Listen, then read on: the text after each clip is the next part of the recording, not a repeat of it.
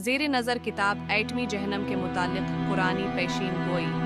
علامہ صاحب کی پیش قیمت اور قابل قدر تصنیفات کی ایک کڑی ہے اور نہایت قابل غور تحقیق ہے۔ ان کی تصنیفات کے مطالعہ سے پتہ چلتا ہے کہ ان کی نظر سطحی مسائل و معاملات کی بجائے نہایت اہم، پیچیدہ اور گھمبیر حقائق کی تہہ تک پہنچتی ہے، اور وہ کیوں،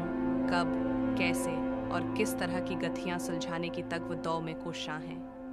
اللہ نے ان کو دوررس دماغ اور دوربیں نگاہ عطا کی تھی، جن کی بدولت ان کی متعدد تصنیفات وجود میں آئیں۔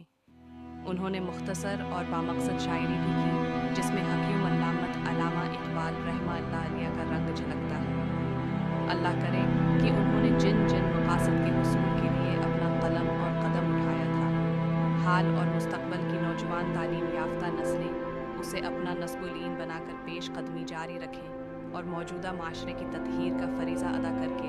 ایک خوبصورت، کامیاب اور بہتر مستقبل کی بنیاد بن سکیں، جو ساحر لدھیانوی کے اس شعر کی تفسیر اور تصویر ہو، مانا کہ اس جہاں کو نہ گلزار کر سکے، کچھ خار کم تو کر گئے گزرے۔